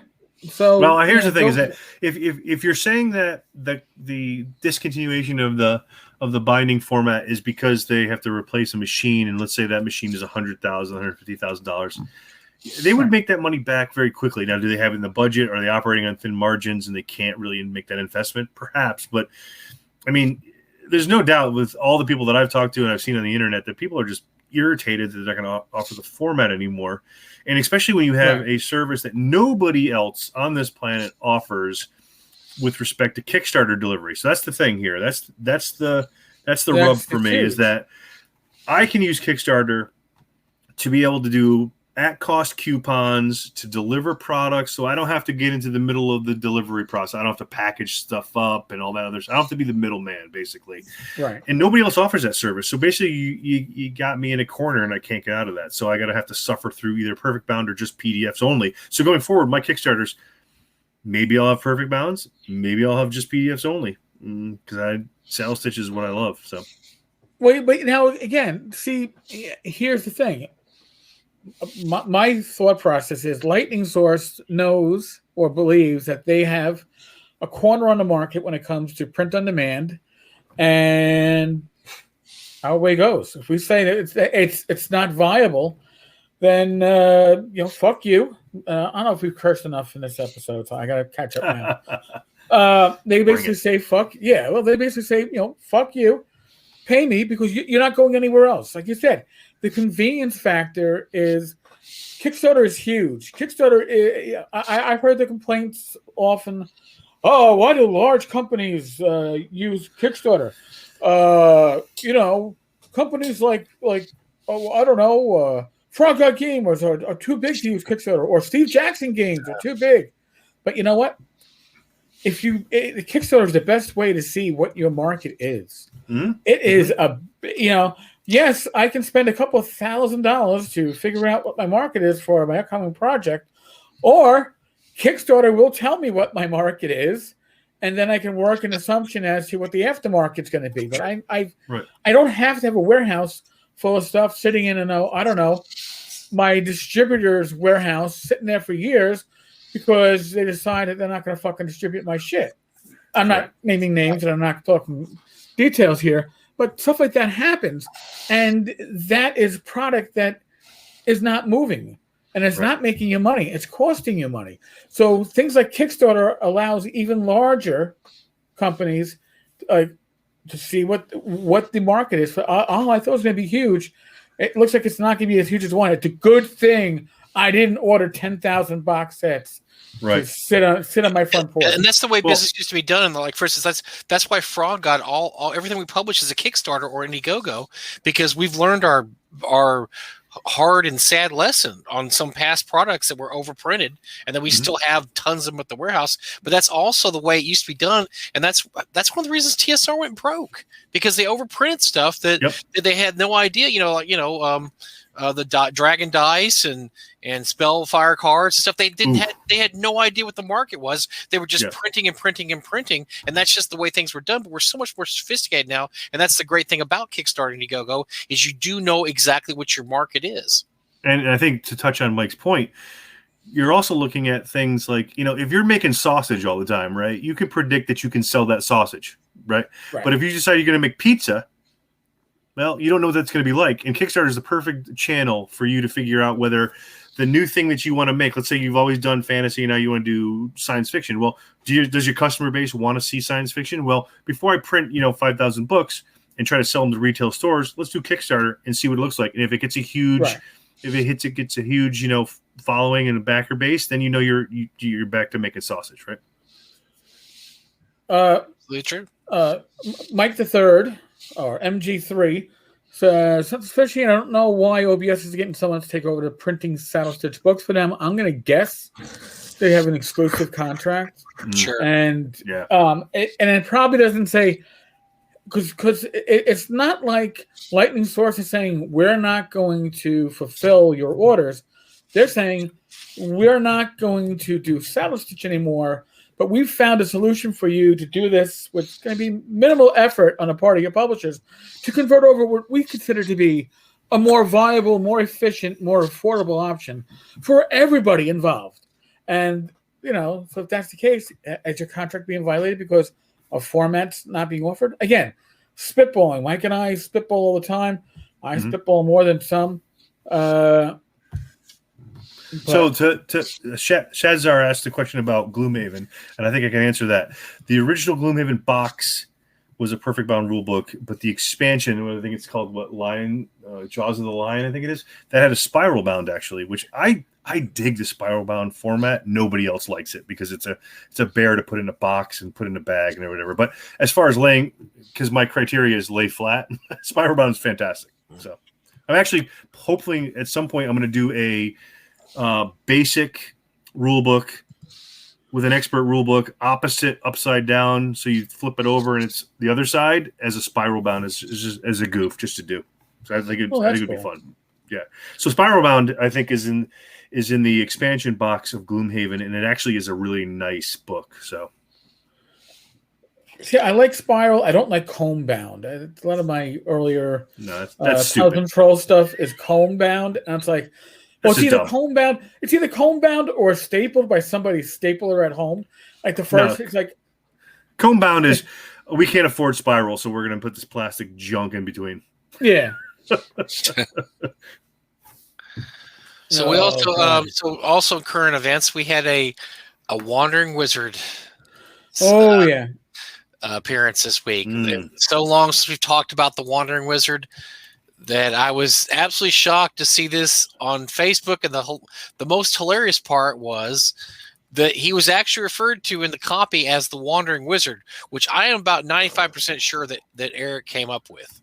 If I didn't come up with it, I certainly popularized the title. And the Wandering Wizard, because at the time, Mike Neistel was couch surfing at that when all his Kickstarters were going to shit. And when I mean going to shit, they'd all funded. He all took the money and charging stuff, and so he was telling us he was couch surfing. And that shit sucks. But he was dubbed the Wandering Wizard at that time. I'm not going to take credit for dubbing him. I don't recall. I'd have to go back and research. But I certainly helped popularize it. Now, Mike is somebody who I actually gave a lot of credit for, or two, because unlike others, some who I've named and others who I'm not going to name, basically tell their their backers, fuck you, or I'm going to lie to you for the next 8 years, 9 years, 9 years, 9 years. I had to remember how long I was married to figure out how late Far West is. Mm-hmm. But Mike actually came out and said, I fucked up. I am a failure at running a business. Nobody should ever give me money again for anything related to this because I cannot manage money. I cannot run a business. I am a fuck up. And you know what? Falling on a sword goes a long way.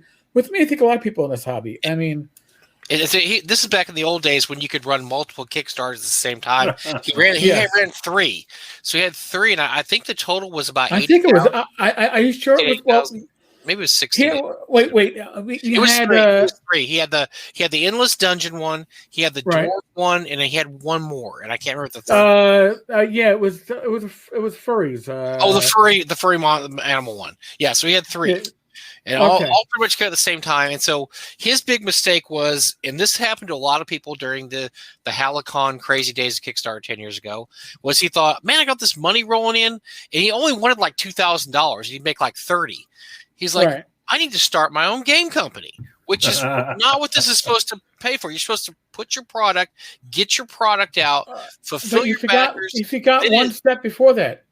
He had to do DwarfCon. Oh, well, DwarfCon was that was after he got his money. He wanted to do. Oh yeah, he's going to have a convention called DwarfCon, and then he's also going to start his own business. Well, somewhere between not even writing his, because it turned out he never even wrote these. These were just ideas he had. He had great. This is back in the good old days when you had a great idea. Idea is all you need. Idea and a graphic. And so he got money from people for this DwarfCon, which is a con in Austin. Well, DwarfCon never happened because all the money was gone. And then he never had, the money was just gone. One day he woke up and there was no money. There's nothing. He spent $60,000. It's gone. Right. Now, what he did as a follow-up is he did Castle Nystal over on Indiegogo. And it didn't fun at all. Well, and remember, Indiegogo, you don't have to do all or nothing. Mm-hmm. You can do just give me money, and my goal is 80,000. But if you give me $8, I walk away with your $8 plus fees. And I believe that's how he did it. And then the problem is that Mike is right. He was pretty much worthless when it came to doing this. He did license off Infinite Dungeon, or sold off Infinite Dungeon. He sold off the anthropomorphic one. He had somebody else working on finishing off Axes and Anvils.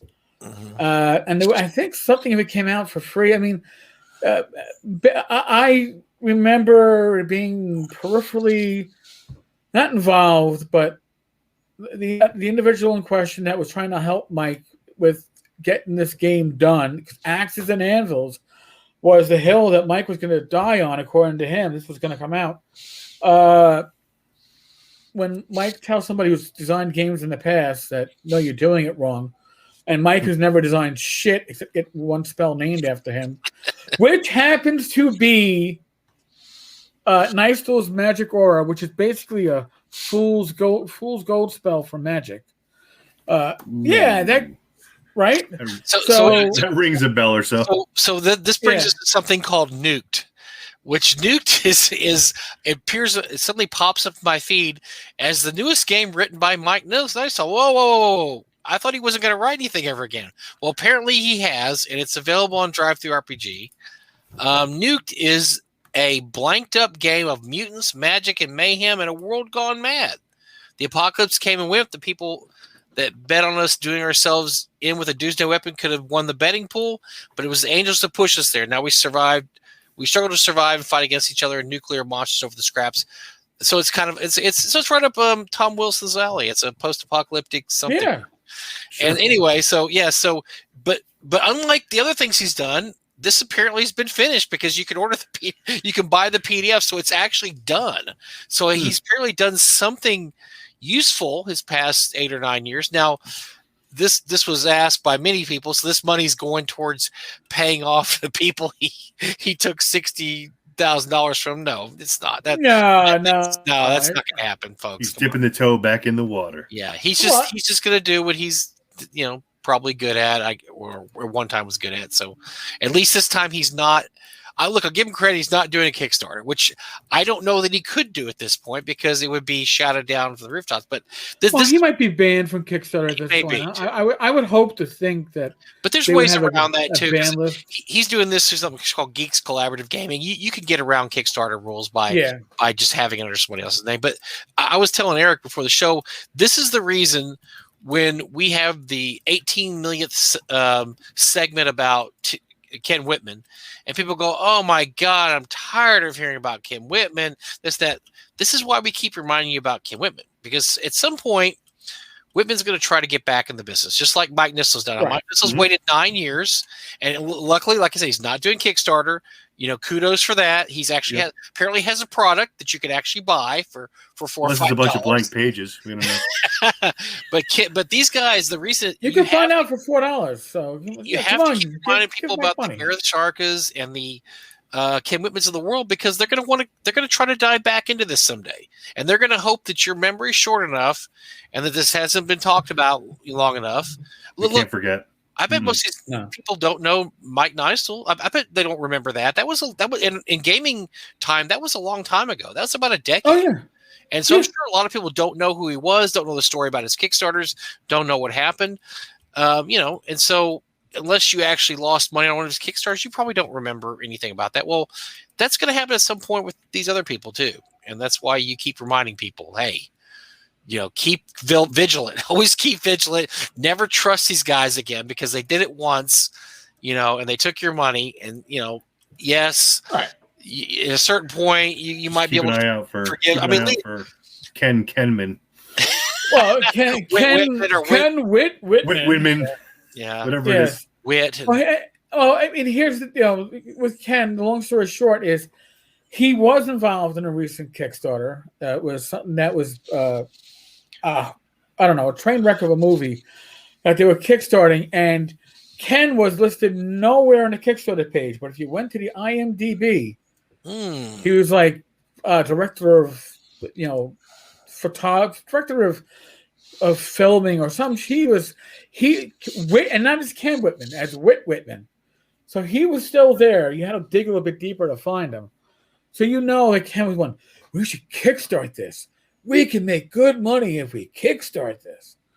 So, and remember, he tried coming back with Night Table live action series. Mm-hmm. He tried to get Jolly to bite on it. I found everything that was lost in the fire. I found. Look, I resurrected it. Pay me again to do the same shit that I already did and didn't do. Yeah. Yeah, I mean, you got to separate the creators who have the aspirations to do something big and fall flat versus the pseudo creators who just want to steal money from people. Right. That's how I put those two guys into the categories. Is one was out there just trying to take your money, and one was really wanted to do something and then just got lost in it and couldn't get out. Yeah, you know what? That is pretty much like the Hobby Shop Dungeon project, right? With Benoit. Mm-hmm. And Ernie Gygax. Yeah, I mean, that was something that I think that they went with too many stretch goals. I think the project was overwhelming for two people to do, but they were smart businessmen. They kept the money. They didn't spend it on hookers and blow. They put it. They didn't personal funds. It went into a business account. I've said this before. I actually saw the statement at GaryCon a number of years ago because Ernie wanted me to know that the money was still there. There were expenses that, it wasn't all the money taken in by the Kickstarter. There were some expenses involved in getting to where they were, but the money was still there. That's why when Throwi Games said, hey, you guys need help, we can help. Throwi isn't going in there saying, hey, we need to, throw $50,000 into the pool to make this work. We got to throw man hours into the pool. And that's one of the differences between this and the City State of the my fucking god! Which will never be finished because they need a white knight that's going to come by and drop $50K. I mean, they don't have any money, so to finish it's going to take about $50K. The great thing about Memorial Tomb was, look, we've got, we just need help finishing it. We're okay money wise. We got the money. We need help finishing it though, because Benoit was just and Journey were just frankly overwhelmed. They bit off. Look, when I looked at that Kickstarter, I knew they weren't going to be able to finish. It was just too much stuff. That's back when the add-ons were crazy. Like, we're going to add on constantly, just keep adding and adding on. Now people are smart enough to realize that you don't put all these add-ons because it just gives you more and more work to do at the same price. At least their add-ons were literally more work. It wasn't like, hey, get a free mug. Hey, here's a Memorial Tomb beer cozy.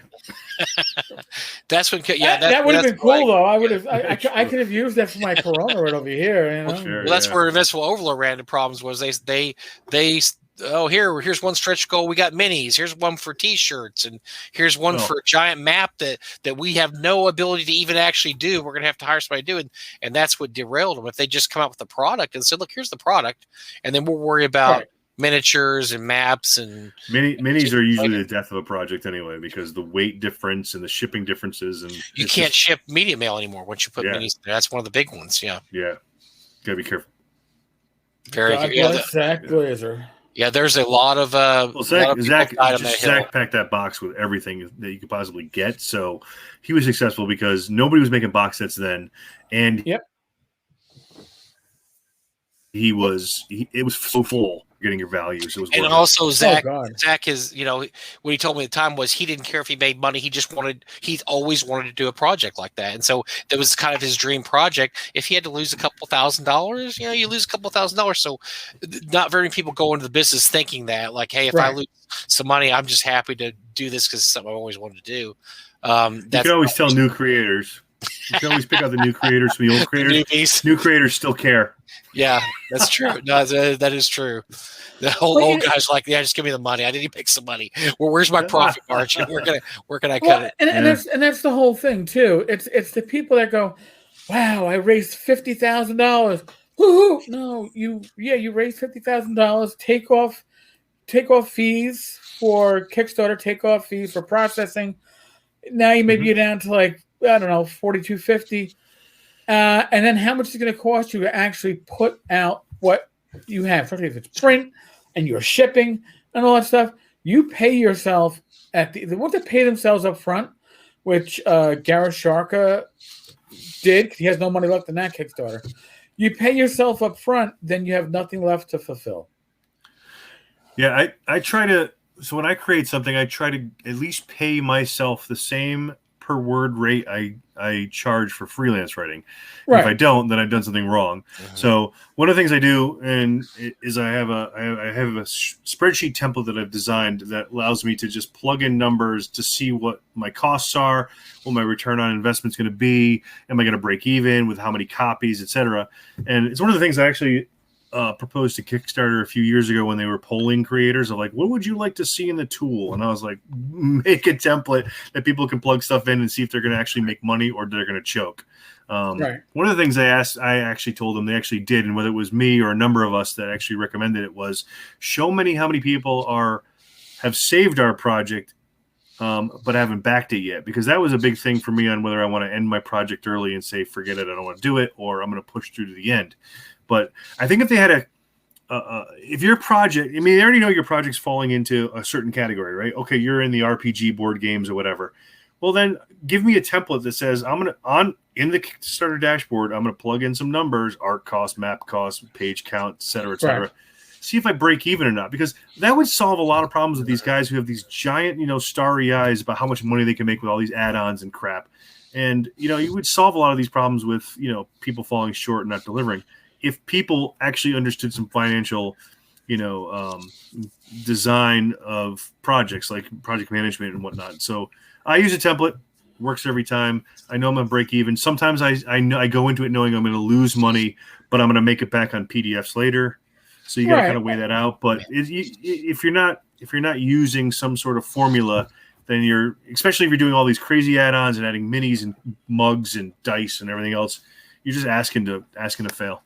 Well, you're asking for hell, and I've had conversations with Kickstarter creators, and I still remember the one where we were discussing it, and they're like, "Well, yeah, I had a goal of 10,000." I'm like, "All right." She goes, "Yeah, but I halfway through we only had 8, so I pulled the plug." I was like, "Well, why'd you pull the plug if you're that close to funding?" "Well, yeah, funding would have been at 10, but I really needed 20." Yeah, you can't. Yeah, it creates this terrible thing where you either want to fail or win big. You don't want to just barely fund. That's because they had that idea that, well, if I have a lower goal than what I need, and then I hit that goal. Once you hit that goal, you start doing stretch goals, and the stretch goals are going to pull it over, but they didn't get there fast enough. And it's like the worst thing that can happen to them was actually funding. If they funded, they'd be guaranteed, and they didn't start hitting stretch goals, they would have definitely been in for loss. It was eye-opening for me because I never even thought of that math. I would have been like, my minimum goal, if I was going to do a Kickstarter, and I'm not, I've already had people go, "You don't have a zine?" And, I'm like, no, because the moment I put something in, that's the moment I'm going to be like 3 months late, and I will never hear the end of it, rightfully so. So, well, I think there's definitely different formulas based on your approach. So, if you look at my Kickstarters, you're going to see that most of them are a single thing with almost no add-ons and no stretch goals. Because I've worked through that, and it's nightmarish. For example, I had a project where I think 2 years ago, maybe 2.5 years ago, I did a project where I basically said, for every single person that backs this, we're going to add another page to the book, and I'm thinking it's going to be 24 pages or whatever, based on certain these tiers or whatever. Right. It ended up being like 60 pages because so many people backed it. So you have to pay attention to those stretch goals and add-ons. But I've learned that if you have a break-even cost and you know what that number is based on number of page counts, I've already written it, editing costs, art costs, map costs, etc. Also the at cost, printing on print on demand, or if I'm going to do it all by myself and mail it. You should be able to figure out your break-even cost, right? And that should be your funding goals. Make sure you at least get to break even. And then after that, it should be gravy because obviously sheer numbers brings down the single unit price, et cetera. Right. But if you're doing all this add-ons and stretch goals, the formula gets really complex because, like Eric said, hey, we're making more money. We're adding more minis. Oh, wait a minute. That's more cost of shipping. Oh, that's more cost of making the minis. Oh shit, we're losing money now. Stop backing my project. Yes. It becomes a nightmare because you've gone too crazy. And I think especially for first-time creators, start simple. Create a single thing. Enjoy what you make. Be successful. Feel good about it so you do another thing. But if you start off big, I've seen a lot of first-time creators do these monster projects with tons of add-ons, and they fail. They can't do it. It's too hard. Yeah. That makes a lot of sense, actually. And by starting out small, you can build up your reputation. You don't want your first project to be a failure. You want your first project to be something that you could successfully do half asleep and still have people go, "Hey, I backed this and I got something for it and it was on time." As opposed to, "I backed this, it's 9 months late. This fucker is not communicating. And I think I'm being scammed." So now you finally get it, and he has another. I don't want to back him. Look, he was 9 months late. What the fuck? Yeah, you're right. What we want to see as backers is we want to see, if we're going to take a risk on a first-time creator, we want to see it delivered on time. If we're going to take, we're going to look at somebody who's had multiple projects, we're going to make sure that all of those have been pretty close to that being on time. If you're doing your 16th project, you better be on time because you've done enough of them by now to know what you're doing, right? So it's one of those things where it's, in this kind of Kickstarter economy we're in, you're seeing a lot of people who are not going to back first-time creators because there's too much other stuff out there that you can trust more than a first-time creator. And RPG Zines for the ZineQuest thing is the perfect example where there's a shit ton of zines out there for first-time creators. Yes. Which ones are you going to back? The one with the cool art, one with the funny video, the one with the all the promises in the body, or maybe the guy like Levi Combs who's done outstanding work and delivered on time, or Lloyd Metcalf, or Philip Reed, or these guys that are you're going to get it. You're going to get exactly what you backed. So for me, I look at this whole process of Kickstarters and especially zines now with the ZineQuest thing for February. you got to really weed through some of that stuff in there because there's a lot of great ideas that I don't think we're going to see, unfortunately. Yeah. Or not going to see in 2021, maybe. Well, it's kind of sad too because the whole thing about Kickstarter was that, the original idea was that I have this great idea. I just need some money to fund it. And people are like, sure, they give you the money. And every once in a while, you hit gold. Somebody came out and like, wow, this is really great. Yeah. But the problem is most of the time all you have is a great idea, you don't know if you can follow through. There's no follow through. I mean, and that's happened over and over and over again in the Kickstarter saga where somebody just had an absolutely great idea. I mean, there's so many great ideas that are just by the boards, because they just didn't do the follow through. I mean, in the RPG industry, you get guys, and I'll just be a little selfish and throw myself into that list for a second, but you get guys like Lloyd Metcalf and you got guys from, like Jeff Talanian and some others that are pretty much putting all the work in before they even launch their Kickstarter project. And that kind of should be the new paradigm for Kickstarter projects. Mm-hmm. You should see that they've already done a lot of the work, if not all of it, because like Mike said, 20 minutes ago, it used to be just an idea got you funded. Now there's just there's been so much failure, and there's such a glut of creative endeavors out there that you really gotta pick and choose, and you gotta maybe go for those ones that are already done or so close to being done that you're gonna get it pretty soon. Like perfect example is Philip Reed. Oh my God. Philip Reed gets stuff done faster than I do. He is cranking out work and it's done. And I'm, when you're getting the reward a week after Kickstarter's over, I mean, that's amazing, right? That is the shift in the paradigm right now, is that we're seeing these creators being able to give you your stuff within weeks of the Kickstarter ending. And, the days of, you're going to wait 6 months are over unless you're seeing something really spectacular, like a Mega Dungeon box sets, right. Massive, like, for example, Frog God's Lost Lands book. That thing, you can kill small children with that book. It's humongous, right? And that's going to take years of effort to get that thing worked out. That's also why now we divide everything up into, we have Indiegogos, which ship out monthly, and our big Kickstarter projects, we tell everybody right off the bat, look, this is going to take a while. And then, so we've kind of gone both ways in that. We're having our cake and eat it too. Where if you want something pretty quick, back in Indiegogo, you'll get it, fairly. It's a good business model. Having split channels for different types of products is a smart business channel. And I think, with Frog God, at least they have the reputation of having the product, pretty quickly available. And by the way, if you go to pretty much any con in the United States, you're going to find any big con, you're going to find Frog God with a table with more stuff than you can actually put in your suitcase to get home. So, I mean, they've got a lot of product. They've got a lot of experience doing the work. Well, it helps when you have a reputation. You can trust them. Yeah, you like you're saying about different creators too, is we've never reneged on a project ever. So I mean that you got to have that reputation also, and if you have the reputation, people are willing to wait a year. The Lost Lands was a year. Right. It was So imagine this. Imagine a first-time creator that you had never heard of doing a 600-page book. Are you in or not? No, I'm not. I'm not touching that, right? Because it's just too much for that first-time person to really bang that out. Unless for some reason you've got you've hired on all these amazing authors that you can get trust. This to show up. Oh, it won't fucking show up. What do you got? Knock. The Knock Zine. There we go. That's nice. Almost showing. Now this was just recently Kickstarted. It came in the mail today. I was like, was it from France? Did it go hardcover too?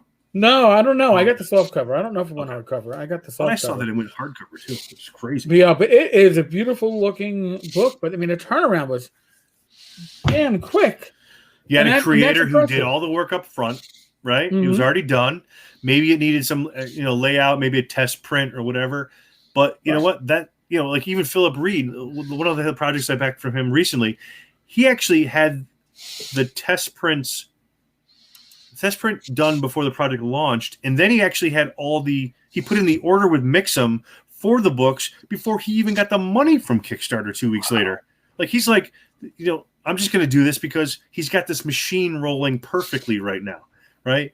I mean, we should all aspire to the way he does that work because it's perfect. Like your backers are getting stuff weeks after they back it, and that's phenomenal. It's funny because Phil Reed, and I've told Phil this, he used to have a mailing list back at the turn of the century, back in the aughts, that I used to subscribe to. It was like a daily game master, tips. I thought it was great. And then years later, I started seeing his name pop up with Steve Jackson Games. Mm-hmm. And then I finally got to meet him. I went, hey, a second, are you the same Phil Reed that I was reading your stuff back in 2000? It was. So, yeah, I'm going to, at some point after ZineQuest, because Phil does not have anything in ZineQuest, actually. Technically not, but he's putting out stuff during the same time frame that's like zines. Yes, but he doesn't have. So I'll probably be able to grab him. Maybe Mike and I will grab him for a fireside. He actually said he'd love to. So we shall see. I mean, I want to pick that brain and say, dude, I've always suspected this, but how did you figure out that a $1 backers level on Kickstarter could raise $10,000 on PDFs? Because remember, with a PDF, your cost is the initial production. Mm-hmm. There's no print cost. So one-time shipping cost. One-time no storage cost.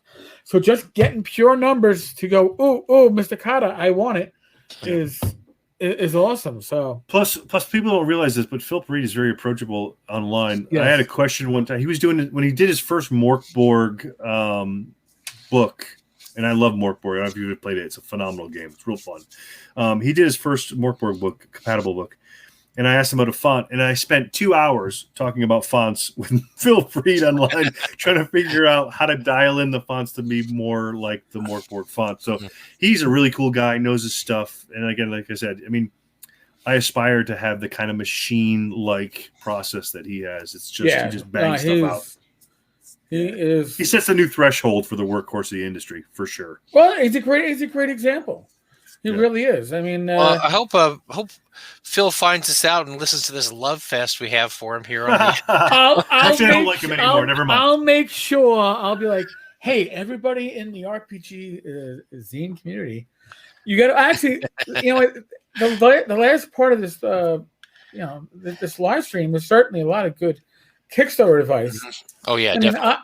I can give a lot of what not to do advice. Like, if you're gonna film a video, don't film it with your feet up on your living room table with your dirty white socks. Who was that? Who was that? Oh my god, he was doing. I remember that. I remember that one. A laser tag ripoff. Yeah, that was not good. Oh my god, that was not good. Yeah. But I mean, I can easily show you what not to do, and I have gotten peeks behind a lot of Kickstarters before they come out, and I'm always happy to take a peek. And am I doing professional editing? No, I'll look for quick mistakes, but I'll also be the one who'll say, all right, man, you're offering your PDF for $5 and your print for $10 and print and PDF for $15. You're going to do a lot better knocking that back to $14 because that's psychological. Yeah. Sure. That's psychological. Just $1 off is going to be huge. I listen. I don't charge for this shit. We're a community. I'm happy to do it, but that's what you're hearing from Tom. Tom's giving me advice, but he's also talking about people like Phil and others are willing to share advice. Don't feel nervous about asking others for advice. The worst advice you're going to get is the advice that you never received. Right. Well, we're not coveting this information like it's some secret sauce. It's like most of it's basic, straightforward stuff. The number one thing I always tell people is don't be your number one fool yourself. Right? Like don't believe that you're going to be. Hey, this project, I'm gonna quit my day job and I'm gonna start cranking it. No. Do it because you love to do it. Put something out that people will use and enjoy, and make a little side scratch, and that's great because that then buys you more stuff for your shelves. And be realistic and just don't get caught up in your own excitement. I mean, just do little stuff and enjoy it. I learned something really important from Tom. Actually, I mean, I'm not joking. Really, I really did. From we did B 2.5 and X 1.5. Is that printing matters because he found a great printer. Mm-hmm. And I've had people, and I mean, I can tell you, I won't name names for the show. I've had people have horrible problems with printers because the printer could not do what they wanted they wanted. And so the printer they thought they were going to hire didn't work out. And so then all of a sudden, here they are with this finished Kickstarter or Indiegogo, and they have to go on a printer. Tom's printer is awesome. I mean, that stuff was just great. And the prices were reasonable. And the printer matters so much. Yeah. And I mean, as a creator, you got to build relationships with all facets of the project. I mean, you got to make sure you've got a stable of art guys and gals that really want to work. You want to have a good cartographer. I almost exclusively use Glenn Steele from Monkey Blood because he's one of the best. You got to have, a trusted editor. I've got 2 now with Michael Gross and another guy I work with. Michael Gross, that guy's a bum, but no, go ahead. So I got 2 editors. You got to build these relationships. I got a local printer, and then I use a couple online printers. If you don't build those relationships, you're going to find that you're going to get surprised by quality and cost very quickly. So, it sounds like, I'm not saying anything that's outside of the realm of common sense. You just have to be realistic about what you want to do, and then it all falls into place. Right. I mean, and I look at the books that we did, and I sit there and I almost weep. They look so beautiful. Yeah, and just so as a side note, Mike, I could have gone with 10 pound less paper for a cheaper price, but the price differential was so insignificant that with that higher pound print, those pages are just nice and beautiful, tight, right? Yeah, beautiful books. Yeah, you just got to make the right calls. I'm sorry, Eric, I interrupted you. No, it's okay. No, it's fine. I was going to say that, making those connections. You got social media now. I mean, a lot of connections. We used to joke that North Texas is where connections and deals are made in the OSR because people are in a very relaxed atmosphere and they get to know each other. I've seen connections get made on the Tavern's Discord server in our weekly hangouts on Thursday nights. I've seen them happen on Facebook and communities, just like in Tim Schwartz's run RPG Zine community on Facebook. But you have to put yourself out there to make those connections. Sometimes you're not going to make a direct connection. You're going to, connect with somebody who's going to go, oh, you're looking for... Well, I know somebody who does X, does layout, does editing, does spot art, and you're amazed at how it happens. And sometimes there are people like me who really aren't necessarily much of a producer or much of a publisher, but I know a lot of people in the industry. There's a lot of people out there like me that know people and can just point you in directions at people you need to know. We don't covet this information. I don't hide it. It doesn't earn me interest in my wallet for not giving it out. We're happy to. Yeah, 99 out of 100 creators aren't assholes, and they will help you out if you ask. I've always asked people. No, I'm that 1%. Never mind. No, but I mean, if someone comes up to me and asks me a question, I'm going to tell them my experience of what it is. It may be different than other people's experiences, or it might not be advice that they dig. But this is what I've done, and this is what works or doesn't work. And to Eric's point, every single artist I use, I put into a Facebook group that's like Throwi Games art requests. And basically when I have new work that I need, like 3, 4, 5 months out, I just put a request in there saying, hey, I need this kind of thing. And then people pile on and trying to say who wants to claim what, and it gets done. Right. So it's that easy. You just got to be smart about your relationships and your contacts. Right. Don't burn bridges. But if you treat your collaborators well, you're going to earn a good reputation. Yeah. And a lot of us will a lot of us will just jump on when everyone needs one. Hey, you need a book? Yeah. I don't know how many times I've been contacted by, either Bill Webb or Lloyd or somebody and say, hey, I need something from you real quick. Okay. I'm in. Right. You can't threaten me with a good time. Let's go. I mean, like I've heard this from numerous people in our corner of the hobby. It's like Frog Gun Games, man. I love having new stuff for Frog Gun Games, but Bill pays right away.